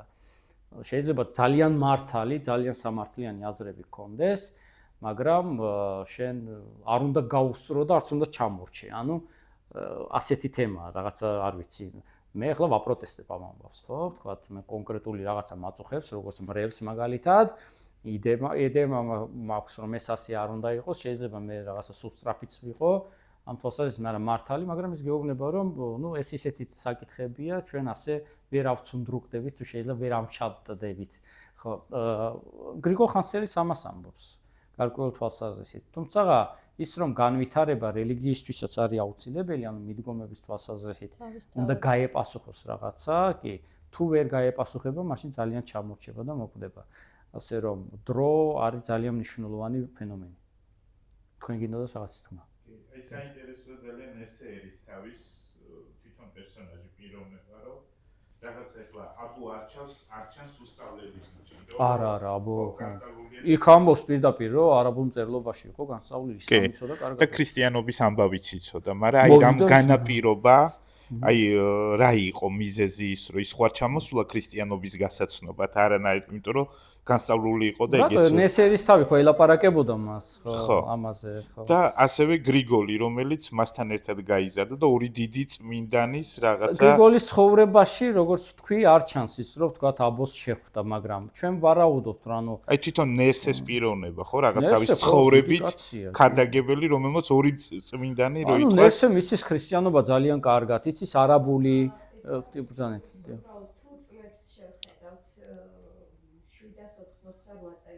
ამ დროს გრიგოლ ხანძთელი უკვე 25-27 წლის გამოდის და ამ დროს ყველა ვარიანტი წასულია უკვე.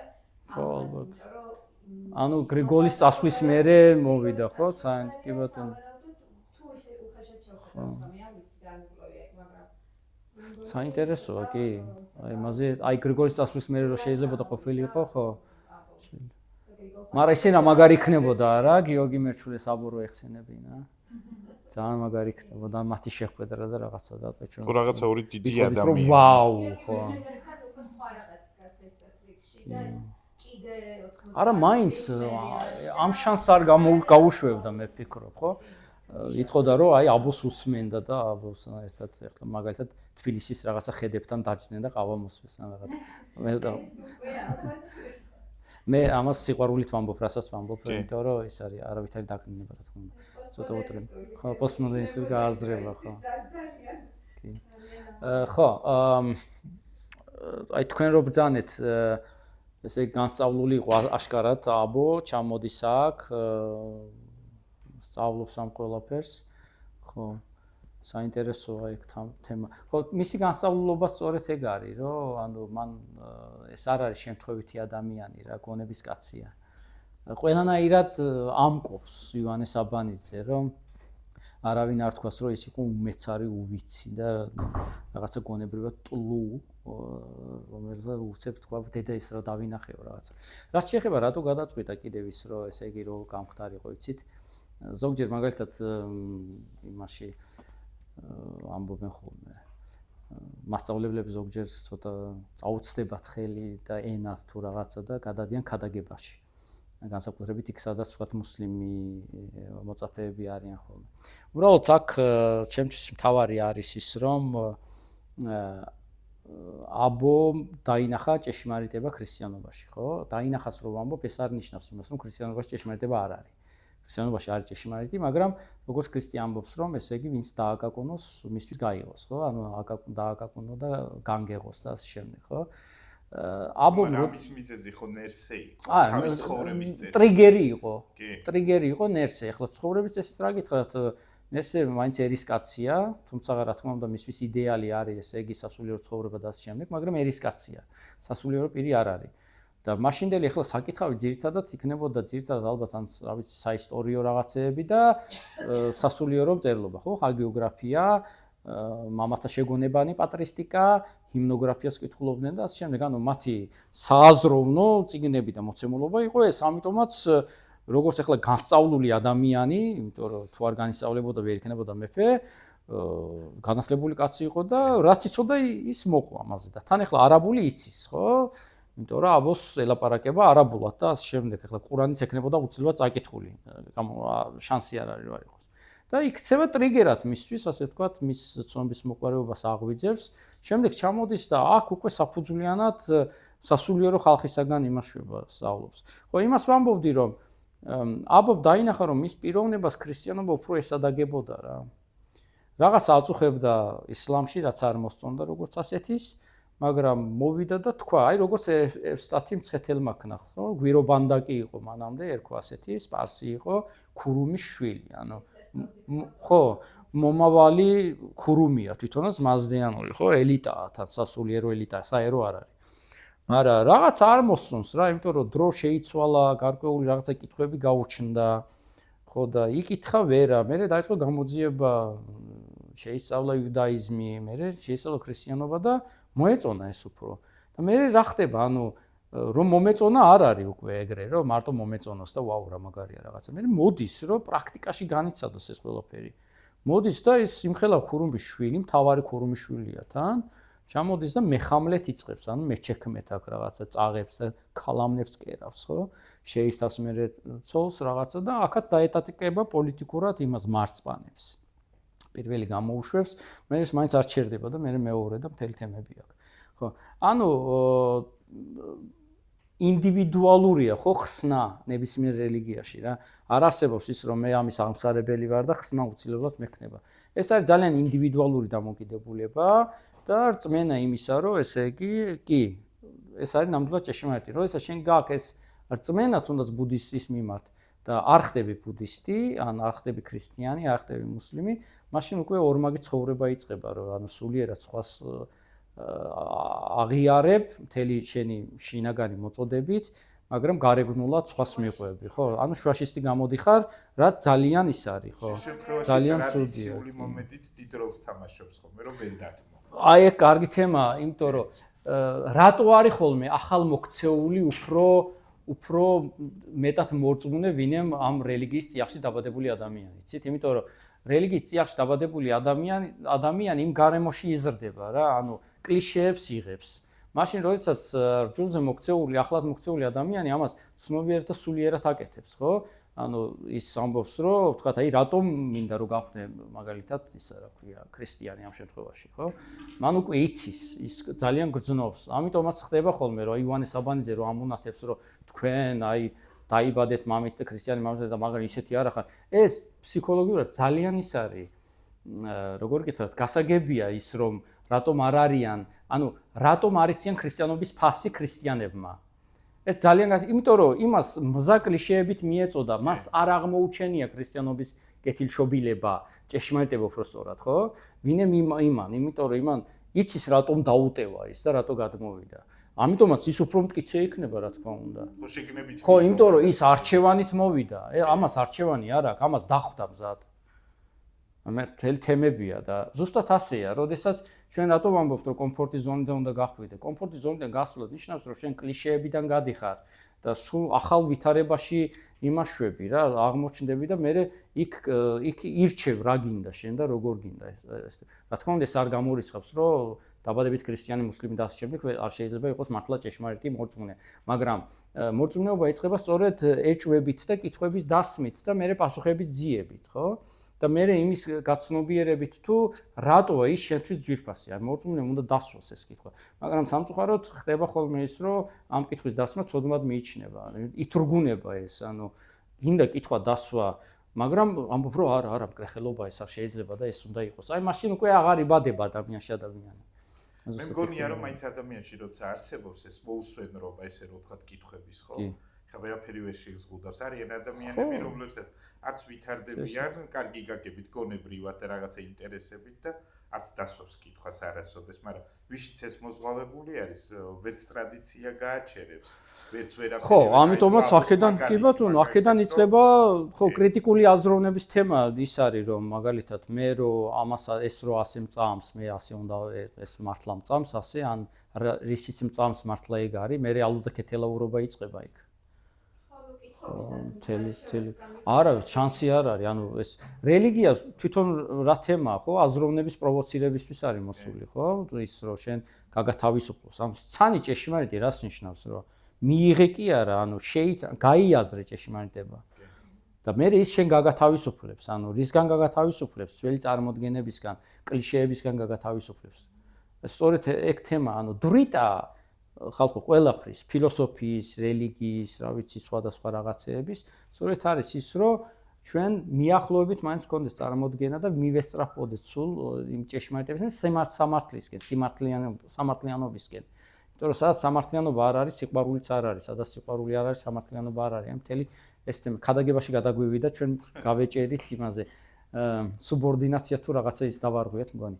ხომ, მაგრამ ძირითადად ანუ არის ეს, რომ საკუთარ წმენასაც უნდა შეხედო ეჭვის თვალით, შეგადაშიგ.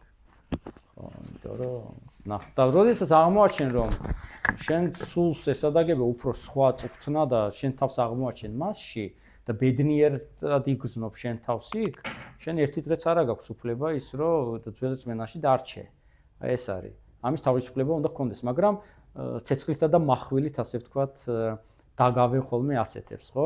მუსლიმს როცა უხარია რომ ვიღაცა მუსლიმი ხდება, აი მაგარია რაღაცა, აბა ვიღაცამ გაბედოს და დაუტევოს, ხო? ისლამი მაშინვე ჯოჯოხეთის მოციქულად და შიმაკეულად შეირაცხება და პირიქით ანუ ქრისტიანების ასე ეს არ არის სწორი, იმიტომ რომ თავარი არის პიროვნება და მისი უშუალო ბედნიერება. დანარჩენს შენ ვეღარ განსში, შენი განსასჯელი აღარ არის. აბსოლუტურად იმ უნივერსალური ძალის და მისი პიროვნების გადასაწყვეტია რაღაცეები, ხო?